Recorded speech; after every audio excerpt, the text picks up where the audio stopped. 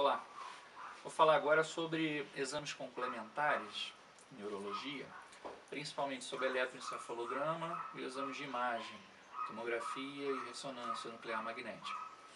Bom, o eletroencefalograma, quando ele foi descoberto, passou a ser utilizado, inicialmente ele era feito em adultos e foi interessante que logo após esse início de utilização, começaram a extrapolar para algumas condições da infância, e uma delas também tem sido muito solicitada aqui para que a gente fale sobre o TDAH. Então, algumas crianças que apresentavam quadros de agitação, alterações de comportamento, tal, na época inicial que começaram a utilizar o eletro, resolveram fazer eletro dessas crianças, então, e eles identificaram, em comparação com o eletro do adulto, uma alteração do ritmo que as ondas apresentavam, né? Bom, o eletroencefalograma em si, ele é um exame então que detecta atividade elétrica cerebral, né? Então a gente coloca alguns eletrodos na cabeça que vão captar essas atividades. Eles acabam captando também, como vocês podem perceber, a atividade elétrica da musculatura toda que está em volta. O músculo produz uma atividade elétrica muito mais intensa do que o cérebro em si. Então é um exame que tem suas limitações óbvias, né, pela própria técnica em si. Mas aí, quando fizeram então esse exame nas crianças e viram essa alteração do ritmo, chamaram aquilo de disritmia e achavam que tinham então feito aí o diagnóstico com o eletroencefalograma da justificativa desses comportamentos infantis alterados, né, e chamaram então aquilo de disritmia. Mas alguém muito sagaz resolveu então falar: olha, mas a gente está comparando adulto com criança, a gente não pode fazer isso, né? Porque criança é outra coisa, não é um adulto pequeno, criança é criança. Então vamos comparar criança com criança. E aí resolveram comparar crianças que não tinham as alterações de comportamento com as crianças que tinham alteração de comportamento. E aí eles notaram que todas as crianças tinham aquela mesma disritmia. E aí isso caiu por terra. Alguns colegas, infelizmente, ainda continuam tendo esse conceito e dizendo que a pessoa tem uma disritmia quando vê um eletroencefalograma, uma coisa então que já foi logo depois provado que não existia, não havia uma disritmia. Na verdade, o que havia era um ritmo específico da criança, diferente do adulto.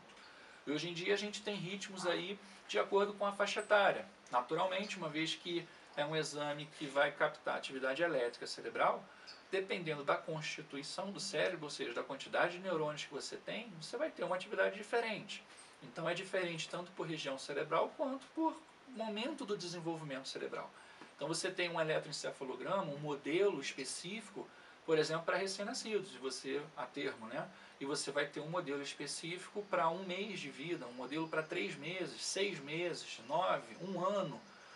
Até 9 anos de idade, mais ou menos, nós temos modelos diferentes para cada fase do desenvolvimento infantil, onde a gente espera encontrar um padrão específico de ondas para aquela faixa etária. Então é importante, quando a gente solicita um eletro, a gente comparar o que a gente está encontrando com modelos apropriados para a faixa etária que está sendo estudada, né? Outra diferença importante é que o eletro da gente, a atividade cerebral nossa, quando a gente está acordado é uma, quando a gente está dormindo é outra.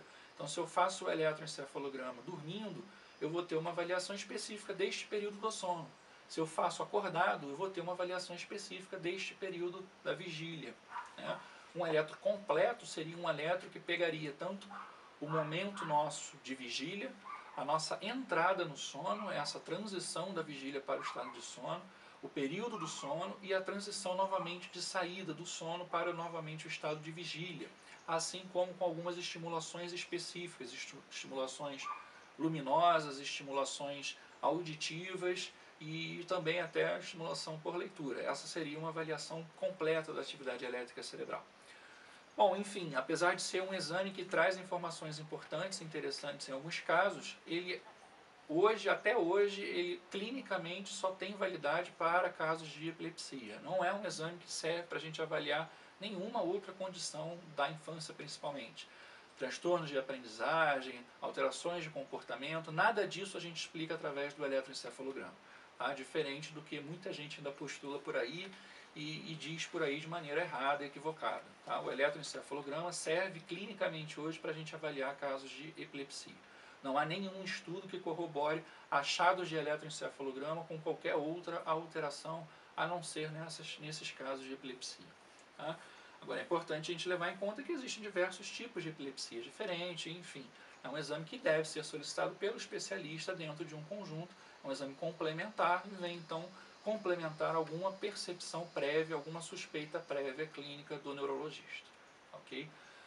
Os exames de imagem, a tomografia, a ressonância, são exames então que visam mostrar num momento específico como que está a estrutura cerebral, visualmente falando, né? Então também apresenta suas limitações, a tomografia é muito boa para vermos calcificações e algumas outras alterações, a ressonância é melhor para a gente poder definir estruturas cerebrais específicas, principalmente mais internas, substância branca, por exemplo, não vê bem calcificação. Então, dependendo da sua suspeita diagnóstica, a tomografia vai ser mais indicada do que a ressonância. Mas, como eu falei, são exames que tiram uma foto, um momento específico ali e dificilmente vão ter associação específica com a função cerebral. Então, a gente pode ter uma tomografia, por exemplo, que não mostra nenhuma alteração estrutural e, mesmo assim, o indivíduo apresentar uma perda de alguma função específica, né, clinicamente ter. Então, também não é uma associação muito linear. Não, às vezes a gente tem muita alteração na tomografia, na ressonância, e tem pouca perda de função, e o contrário também. Às vezes a gente tem muita perda de função e pouca ou quase nenhuma alteração na estrutura em si cerebral, sendo um problema muito mais da função do que da estrutura. Tá? Então também tem seus benefícios, mas também tem suas limitações. A ressonância ela possui algumas outras técnicas que contribuíram bastante no estudo do sistema nervoso central, no desenvolvimento da neurociência, como disciplina específica. A ressonância funcional, então, que é uma técnica onde você associa as alterações de imagem em tempo real com a execução de determinadas tarefas, como, por exemplo, a leitura ou diversas outras formas que hoje em dia a gente consegue fazer. Pela própria técnica em si, é muito mais fácil a gente fazer isso em adultos do que em crianças, é muito complicado. Hoje em dia a gente tem algumas técnicas de observação de espectroscopia óptica, por exemplo, que você tem menos perda com o movimento, então é um recurso que começa a ser utilizado aí em alguns trabalhos para ver alterações em crianças, né, durante as fases do desenvolvimento. Então a espectroscopia óptica em região próxima ao infravermelho é uma técnica nova que traz também muitas informações, mas são como é que eu posso dizer? São alterações ou técnicas dentro da própria ressonância funcional, dentro da própria ressonância magnética em geral. Tá? Então são exames que contribuem um pouquinho mais para o entendimento da função em si, não só da estrutura, mas é sempre interessante a gente associar mais de uma observação. Esses exames de imagem também são exames complementares e tem que ser visto dessa forma, tendo suas indicações e tendo suas limitações, precisando então serem interpretados dentro desse conjunto todo. Tá ok? Um abraço.